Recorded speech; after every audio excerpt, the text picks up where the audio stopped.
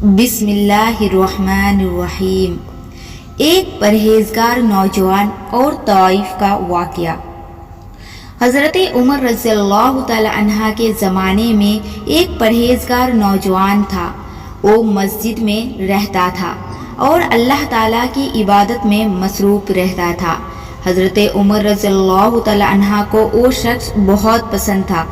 اس جوان کا بوڑھا باپ زندہ تھا اور وہ شخص عیسیٰ کے بعد اپنے بوڑھے باپ سے ملنے روزانہ جایا کرتا تھا۔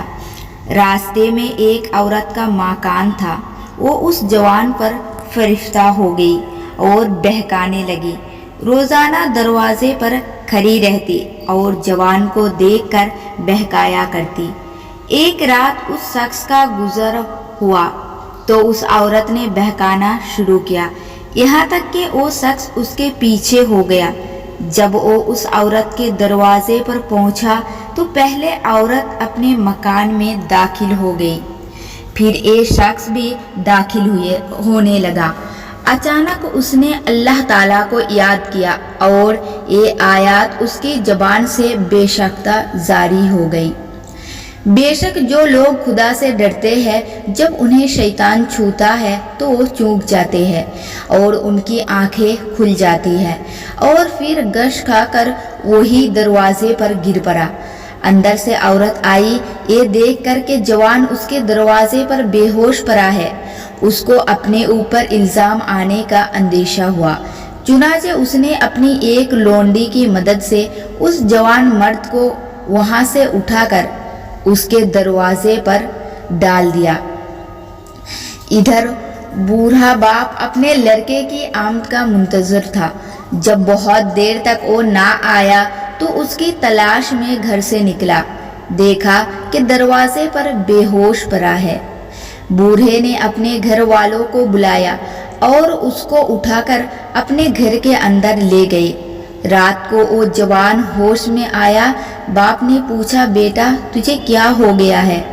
اس نے جواب دیا، خیریت ہے۔ باپ نے واقعہ حقیقت دریافت کی تو اس نے پورا واقعہ بیان کر دیا۔ پھر باپ نے پوچھا، وہ کون سی آیات تھی جو تو نے پڑھی تھی؟ سن کر بیٹے نے آیات پڑھ کر سنا دی اور پھر بے ہوش ہو کر گر پڑا۔ اس کو ہلایا گیا تو معلوم ہوا کہ وہ مر چکا ہے، چنانچہ رات ہی کو دفن کر دیا گیا۔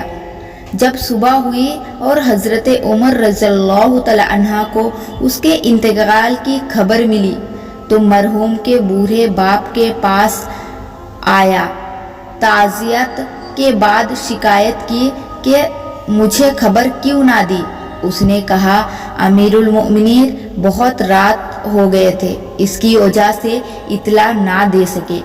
حضرت عمر رضی اللہ تعالی عنہ نے فرمایا، مجھے اس کی قبر پر لے چلو۔ قبر پر جا کر فرمایا، اور اس شخص کے لیے جو خدا سے ڈرتا ہے 2 باغ ہے؟